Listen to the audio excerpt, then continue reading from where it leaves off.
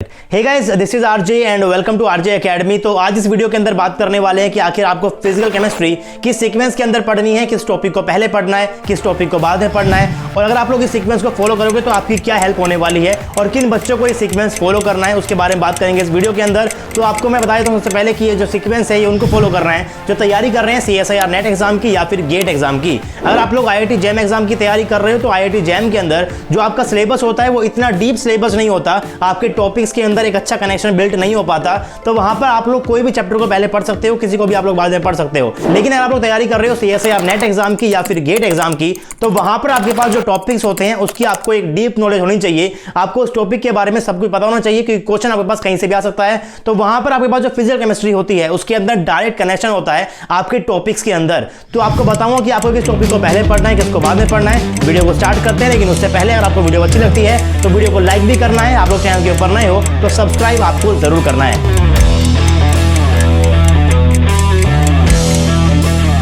सबसे पहले बात करते हैं कि आखिर CSIR नेट के सिलेबस के अंदर आपके पास फिजिकल केमिस्ट्री के अंदर कितनी यूनिट्स है। तो अकॉर्डिंग टू सिलेबस आपके पास फिजिकल केमिस्ट्री के अंदर टोटल 14 यूनिट्स होती हैं, जिसके अंदर से कुछ यूनिट इंडिपेंडेंट होती है और कुछ के बीच में डायरेक्ट कनेक्शन होता है। आपके पास जो बड़ी बड़ी यूनिट्स होती हैं उसके बीच में कोई डायरेक्ट कनेक्शन होता है, और अगर आप लोग उन कनेक्शन को समझ पाओगे और आप लोग उस सीक्वेंस के अंदर चैप्टर को पढ़ोगे तो आपको केमिस्ट्री बहुत ही अच्छे समझ में आने वाली है। आज आपके साथ सीक्वेंस ही शेयर करने वाला हूं। सबसे पहले बात करते हैं कि आपके सिलेबस के अंदर जो 14 यूनिट्स है उसके अंदर से इंडिपेंडेंट यूनिट कौन कौन सी है। तो आपके पास जो यूनिट्स होती है solid state, group theory, polymers या फिर सरफेस केमिस्ट्री, ये चार यूनिट आपके पास ऐसी होती है जो पास क्या होती है बिल्कुल इंडिपेंडेंट है। इनका बाकी बड़ी यूनिट से कोई भी डायरेक्ट कनेक्शन नहीं है। आप लोग इन यूनिट्स को बिल्कुल अलग से पढ़ सकते हो।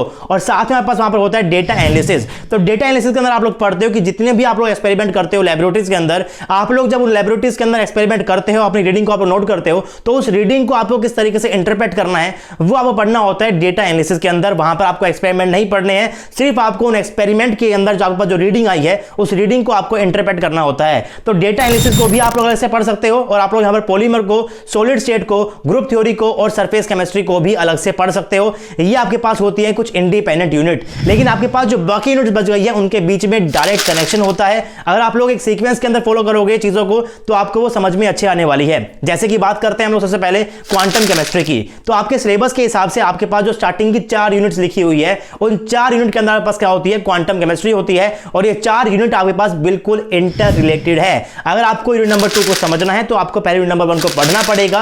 अगर आपको यूनिट नंबर 3 को समझना है तो आपको यूनिट नंबर 2 को पढ़ना पड़ेगा। यानी कि आपको क्वांटम केमिस्ट्री की 4 यूनिट एकदम सीक्वेंस के अंदर पढ़नी पड़ेगी। और एक बार आपकी क्वांटम केमिस्ट्री कंप्लीट हो जाती है उसके बाद आपको मॉलिक्यूलर स्पेक्ट्रोस्कोपी के अंदर बहुत ज्यादा हेल्प मिलेगी, क्योंकि स्पेक्ट्रोस्कोपी आपकी क्वांटम केमिस्ट्री की ही एप्लीकेशन होती है। आई होप कि आपको बताओ अगर स्पेक्ट्रोस्कोपी क्वांटम केमिस्ट्री की एप्लीकेशन है तो ऑफ कोर्स क्वांटम केमिस्ट्री को पढ़ने के बाद आपको मॉलिक्यूलर स्पेक्ट्रोस्कोपी के अंदर बहुत ज्यादा हेल्प मिलने वाली है। तो ये आपके पास बन जाता है एक लोट क्वांटम केमिस्ट्री की 4 यूनिट का और मॉलिक्यूलर स्पेक्ट्रोस्कोपी का।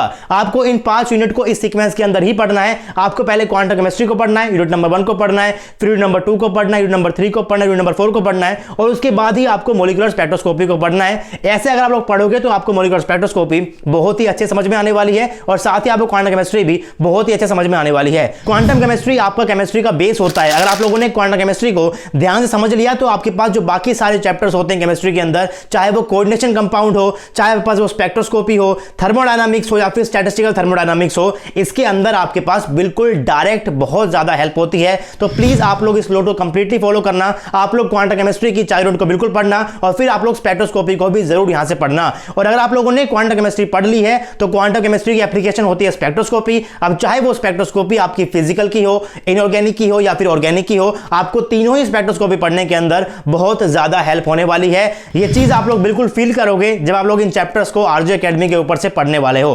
तो ये आपके पास बात हो जाती है एक लोड की। अब बात करते हैं सेकंड लोड की, जिसमें आपके पास टॉपिक्स होते हैं thermodynamics, statistical thermodynamics, chemical kinetics. तो इनके बीच में क्या रिलेशन होता है, आपको यहां पर किस टॉपिक को पहले पढ़ना है और किस टॉपिक को बाद में पढ़ना है। तो मैं आपको रिकमेंड करूंगा कि आपको सबसे पहले पढ़ना होता है यहां पर थर्मोडायनामिक्स को। तो थर्मोडायनामिक्स को पढ़ने के बाद आपके आपको पढ़ना है स्टैटिस्टिकल थर्मोडायनामिक्स। लेकिन आपको ध्यान रखना है कि अगर आप लोग स्टैटिस्टिकल थर्मोडायनामिक्स से शुरू कर रहे हो तो उससे पहले आपको क्वांटम केमिस्ट्री की यूनिट नंबर 1 को कंप्लीट करना है। जैसे ही आप लोगों ने थर्मोडायनामिक्स कंप्लीट कर ली और क्वांटम केमिस्ट्री नंबर 1 कंप्लीट कर ली, आप लोग स्टैटिस्टिकल की तरफ मूव कर सकते हो, क्योंकि स्टैटिस्टिकल आपके पास क्या होता है, स्टैटिस्टिकल थर्मोडायनामिक्स के अंदर आपके पास डायरेक्ट कनेक्शन होता है आपकी क्वांटम केमिस्ट्री का और थर्मोडायनामिक्स का।